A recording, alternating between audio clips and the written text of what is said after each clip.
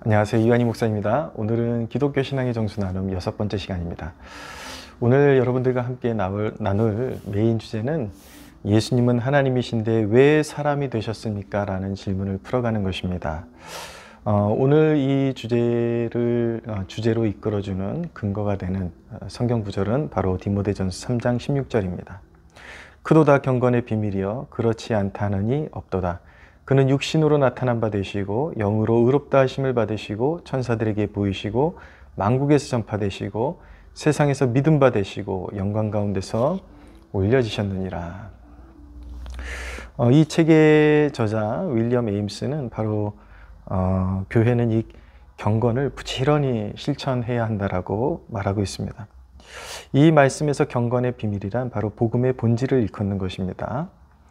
이는 육신으로 나타나신 하나님입니다. 쉽게 말하면 예수 그리스도가 우리 경건의 토대가 된다라는 것입니다. 자, 이 큰 주제 아래서 배우는 몇 가지 교리가 있습니다. 우리가 신앙을 가슴에 새기고 간직하고 또 따라야 할 몇 가지 교리가 있습니다. 그 첫 번째는 무엇이냐면 우리 주 예수 그리스도는 참 하나님이시며 참 사람이시다라는 것입니다. 예수 그리스도는 참 하나님이시고 참 사람이십니다. 이것은 예수님이 육신으로 오신 하나님이라는 것입니다. 그가 참 하나님이신 것은 다음과 같이 나타납니다. 하나님의 이름이 아버지와 같은 절대적인 방식으로 그에게 주어진 것에서 나타납니다. 조금 표현이 어렵게 되어 있긴 하지만 바로 성경에서 말씀하시기를 예수 그리스도는 태초에 하나님 아버지와 함께 창조의 역사를 행하신 말씀으로 세상을 창조하신 요한복음 서두에 나타나는 것처럼 그의 말씀이 없이 그가 없이는 이 세상에 지어진 것이 아무것도 없다라고 선언을 하고 있습니다. 그러니까 성경에서 아버지가 절대적인 것처럼 아들이 절대적이다라는 것을 말씀하고 있는 것이죠. 아들 하나님은 태초에 창조하신 말씀으로 창조하신 하나님으로 나타나고 있습니다. 아버지의 모든 권한을 성경에 보면 아들에게 맡기셨다라고 말씀하고 있습니다. 그러므로 예수 그리스도의 이름은 절대적인 것이죠. 그분은 절대적인 하나님이시오. 참 하나님이신 것입니다. 우리의 중보자가 참 하나님이어야 하는 이유는 다음과 같습니다. 먼저 하나님의 진노의 무게를 견디고 우리의 구속과 구원을 완전하게 하는 신성한 의무를 수행할 수 있기 때문입니다. 성경의 곳곳에 보면 무심코 지나칠 수 있는 부분이 굉장히 은혜로운 대목이 있습니다. 구약의 짐승을 이렇게 번제로 드리는 제단이 노수로 되어 있었죠. 왜 노수로 되어 있었을까요? 노수는 불을 견디는 힘을 가지고 있습니다. 바로 그리스도의 신성을 상징적으로 보여주는 것입니다. 그렇게 성경 곳곳에 보면은 그리스도의 사역을 이렇게 예표적으로 보여주는 그러한 장치들이 너무나도 많이 있다는 것을 알게 되죠. 그분이 예수 그리스도가 하나님의 무서운 진노를 견딜 수 있는 신성을 지니고 있기 때문에 우리의 구원의 소망이 있게 되는 것입니다. 그냥 누군가가 내가 희생할 테니까 인류의 구원자가 되고 싶다고 해서 될 수 있는 것이 아닙니다. 하나님의 무거운 진노를 견딜 수 있는 힘이 있어야 되는데 그리스도가 그렇게 하실 수 있는 이유는 그분이 본질상 참 하나님이시기 때문인 것입니다. 또한 이어갑니다. 우리의 중보자가 참 사람이어야 하는 이유는 다음과 같습니다. 우선 인간의 구속에 필요한 모든 일을 고난을 받고 행하기에 합당하시기 때문입니다. 또 피 흘림과 죽음이 없이는 죄사함도 구속도 없기 때문입니다. 또 우리 구속의 모든 비밀과 신성 자체가 어떤 식으로든 우리에게 친숙해져서 우리의 눈으로 보고 우리의 귀로 듣고 우리의 손으로 만질 수 있게 하려는 것입니다. 그리스도께서 인성을 입으셨기 때문에 우리에게 놀라운 은혜가 주어졌죠. 말씀드린 것처럼 그리스도의 그 인성은 그분이 인간이 되심은 그리고 이 땅에서 그 몸을 입고 공생애를 이루심은 행하심은 바로 인간인 우리가 하나님을 경외하는 우리가 하나님과 교제하는 법을 친히 가르쳐 주신 것입니다. 예수 그리스도가 그러한 본으로서 물론 예수 그리스도는 가장 본질적으로 우리의 믿음의 대상이시지만 그분이 그러한 본이 되는 발자취를 남겨주시지 않았다면 우리는 영이신 하나님을 어찌 섬겨야 할지 몰라서 또한 우상과 같이 섬기고 또 자욱한 안개 속에서 어떻게 섬겨야 할지 모르는 헤매이는 신세가 되었겠지만 그리스도는 바로 하나님과 친숙함과 사귐의 본이 되어주셔서 우리로 하여금 예수 그리스도의 이름을 힘입어 하나님 아버지, 하나님과 우리가 동행하고 친숙함을 어떻게 누릴 수 있는지 우리는 분명히 깨닫고 우리는 주님의 길을 따라갈 수 있게 되는 것입니다. 그러므로 그리스도의 신성과 인성에 대한 올바르고 순수한 믿음을 마음과 입의 고백에 항상 간직하도록 하십시오. 참된 믿음으로 그리스도께 접붙여진 사람은 신의 성품에 참여하게 됩니다. 예, 신성을 참 하나님이시 또한 참 하나님이신 그분이 또한 참 사람이셨다라는 거. 여기엔 놀라운 은혜가 있죠. 무슨 또한 우리가 믿는 자로서 어떻게 살아가야 하는지에 대한 분명한 해답이 이 진리에 녹아져 있는 것입니다. 우리는 분명히 그 신의 성품에 참여하는 백성으로 부름받았기 때문에 거룩을 추구해야 합니다. 세상과 완전히 분리돼서 하나님의 자녀로서의 삶을 살아가야 되는 것이지만 또한 그리스도께서 몸을 입으신 사람이 되셨다는 것을 통해서 죄인들과 함께 하시고 그들을 구원하시기 위해 이 땅에 오셨다라는 것, 그리고 활동하셨다라는 것을 우리가 배우게 될 때에 우리가 거룩을 추구하면서도 또 죄인들의 친구가 되는 법을 배우게 되는 것입니다. 바로 긍휼과 사랑을 베푸는 법을 배우게 되는 것이죠. 따라서 우리는 이 신비에 대한 묵상과 연구에 힘써야 합니다. 우리가 이 그리스도의 하나님 되심과 그리고 사람 되심, 이것을 깊이 묵상할 때에 우리는 더 깊은 경건의 세계로 들어갈 수 있다는 것을 기억하시기를 바랍니다. 여기서 배우는 두 번째 교리입니다. 하나님의 본성과 인간의 본성이 그리스도 안에서 하나로 결합되었다라는 것입니다. 하나님의 본성과 인간의 본성이 그리스도 안에서 따로따로 있는 것이 아니라 하나로 결합되었다라는 교리를 배우게 되는 것입니다. 이것은 신성과 인성의 결합을 가리키는 것으로 그리스도의 성육신이라고 부릅니다. 네, 이 땅에 오신 예수님 안에 신성과 인성이 결합되어 있는 형태로 그분이 존재하셨다라는 것입니다. 이것은 그리스도의 신격화라고 부를 수 없습니다. 신성한 위격은 영원전부터 존재하셨고 시간 속에서 인간의 본성을 취하셨기 때문입니다. 별거 아닌 것 같은데 굉장히 중요한 대목입니다. 그리스도는 이 땅에서 경건하게 사셨기 때문에 누구보다 탁월한 경건성을 가졌기 때문에 신격화되신 분이 아니라 영원전부터 존재하셨던 하나님이셨고 그분은 바로 본질상 하나님이셨다는 것을 이해하는 것은 매우 중요합니다. 그리고 시간 속에서 인간의 본성을 취하신 것입니다. 그렇게 신성이 인간의 본성을 취한 것입니다. 그리스도의 중보적 행위는 인성과 신성이 모두 있어야 합니다. 왜냐? 여러분, 우리의 구원자가 되려면 공감과 초월이 모두 가능해야 합니다. 먼저 이게 계속 이제 여기에 핵심이 되는 반복이 되는 그런 화두인데 바로 하나님의 무거운 진노를 견딜 수 있고 우리를 죽음에서 구원하는 그런 구원을 행하시려면 죽음의 권세를 이기는 신적 권능이 있어야 되겠죠. 그러나 또한 우리를 구원하시려면 우리의 연약함을 체휼하시고 또 공감하시고 또한 우리의 연약함을 또 대신 짊어지셔야 하는 인간적인 그런 인성을 분명히 지니고 계셔야 하는 것입니다. 그래서 우리의 진정한 구원자가 되기 위해서는 이 두 가지가 반드시 충족되어야 된다. 인성과 신성 모두가 있어야 되는데 그런 분은, 그런 존재는 이 세상에서 예수님 외에는 그 누구도 존재하지 않았다라는 것이 바로 진리인 것입니다. 두 본성이 하나의 단일한 위격, 즉 기독교 신앙의 기본 원리인 삼위일체의 두 번째 위격으로 결합된 것입니다. 따라서 우리의 가장 큰 행복이 되는 하나님과의 연합과 친교를 추구할 때에 우리는 전적으로 위에 계신 그리스도를 바라봅니다.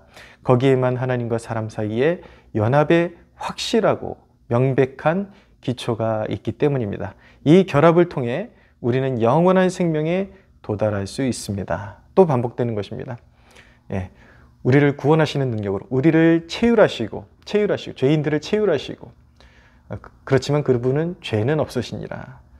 우리가 당하는 고통, 이 모든 것들을 아시고 또 우리 죄의 문제를 짊어지시기 위해서 육신을 입으시고 우리의 연약함을 공감하시고, 그렇지만 그분은 또한 신성으로서 우리의 어떤 죄의 문제를 해결해 줄 수 있는 그런 구원하시는 능력으로 말미암아 우리를 구원하실 수 있었던 것입니다. 여기서 배우는 세 번째 교리입니다. 그리스도 안에 있는 신성과 인간의 본성에 관한 이 교리는 가장 신성한 신비이다라는 것입니다.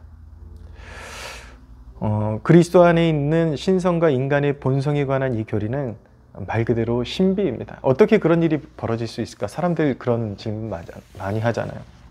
삼위일체도 그렇습니다. 여러분, 기독교 주제 가운데, 우리 신앙의 주제 가운데 정말 성령께서 그 눈을 열어주셔서 믿음을 통해서 보지 않으면 결코 볼 수 없는 그런 진리들이 있습니다. 삼위일체도 그렇습니다. 많은 사람들이 잘 이해하지 못하지만 예정이라는 교리도 그렇습니다.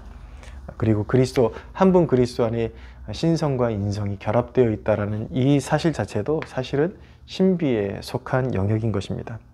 우리는 이 신비를 인간 이성의 헛된 추측으로 이해하려는 시도를 허용해서는 안 됩니다. 바로 이 교리뿐만 아니라 성경에 나타나는 그 하나님이 행하신 그런 무한한 지혜 속에서 나온 그런 영적 교리들을 우리가 어떻게 인간의 단순한 논리로만 이해할 수 없다라는 것입니다. 그러나 이 은혜를 깨닫는 사람들이 복이 있습니다.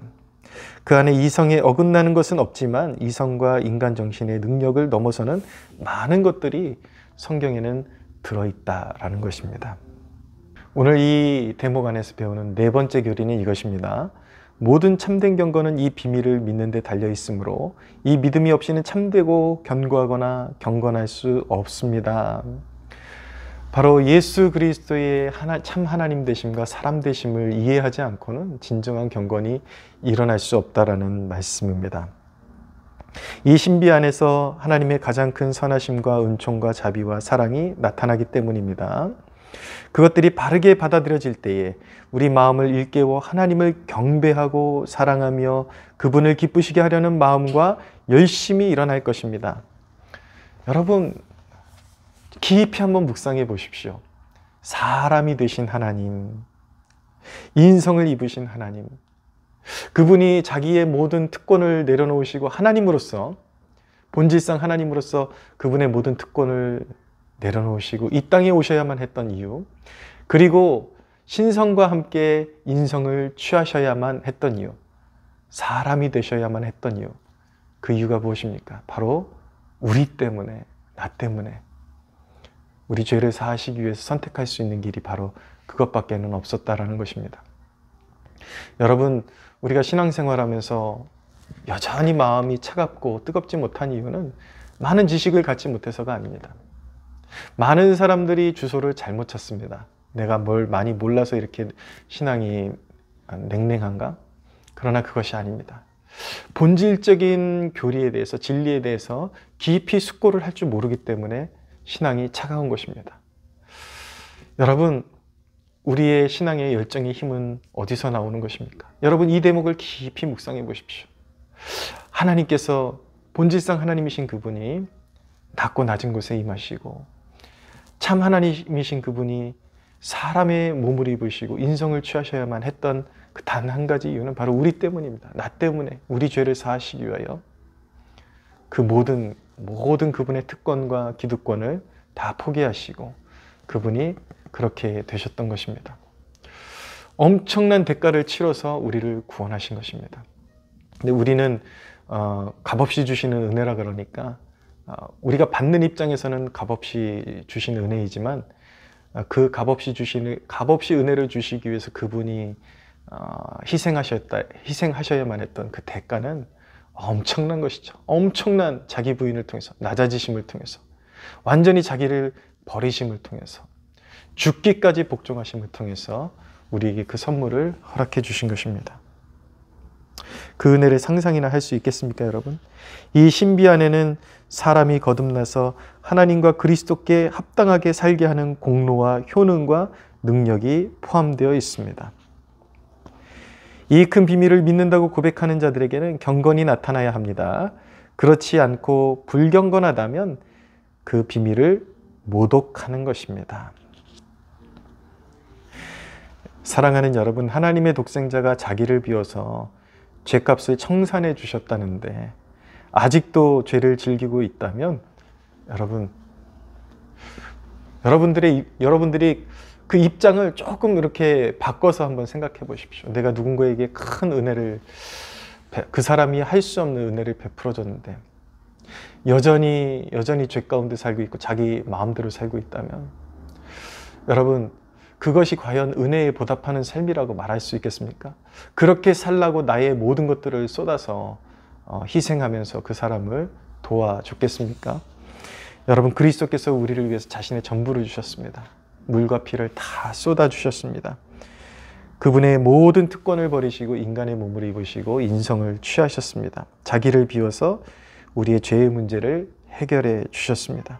그런데도 불구하고 여러분들의 인생의 그런 주제가 아직도 먹고 마시고 취하는 것입니까? 그것은 잘못 살고 있는 것입니다. 오늘날 신앙 가운데 이런 도덕 폐기론자 같은, 무율법주의자와 같은 그런 삶의 모습들을 보이는 사람들이 너무나도 많습니다. 여러분, 우리는 불의한 일을 버려야 합니다. 그리고 주를 알아가는 일에 더욱더 힘쓰고 은혜에 어울리는 자녀로 살아갈 수 있어야겠습니다. 여러분, 이 대목 참으로 묵상할수록 참 은혜로운 대목입니다. 하나님이 참 사람의 인성을 입으셨다. 저는 이 대목이 너무 좋습니다. 왜냐하면 그분이 인성을 입으셨기 때문에 내가 고민하는 것들, 내가 무엇 때문에 고통받고 있는지, 그분은 높으신 그 하늘에서 그냥 우러러만 보시는 분이 아니라 체휼하시는 분이십니다. 그리고 모든 것들을 공감하시고 우리에게 가장 필요한 것들, 나에게 가장 필요한 조치가 무엇인지, 나의 결핍의 이유가 무엇인지, 내가 무엇 때문에 공고함을 느끼고 몸부림치고 있는지 그분은 너무나도 잘 아시고 항상 도와줄 준비를 하고 계시고 우리 영혼에 가장 필요한 조치를 취해 주십니다. 그래서 여러분, 저는 오늘도 나를 위해서 죽으신 분, 나를 위해서 죽으시고 부활하신 분은 우리가 믿는 믿음의 전제이지만 나 때문에 사람이 되신 분, 나 때문에 인성을 취하신 분, 그래서 저는 더욱더 우리 주님을 믿고 추종하고 따릅니다. 제 인생에는 예수 외에는 아무것도 없습니다. 여러분들의 인생에도 예수님이 유일한 주권자가 되시고 예수 외에는, 여러분들의 입술로 여러분들의 마음으로 예수 그리스도 외에는 그 어디에도 나의 소망은 없습니다라고 고백할 수 있는 축복이 있게 되기를 주님의 이름으로 축복합니다.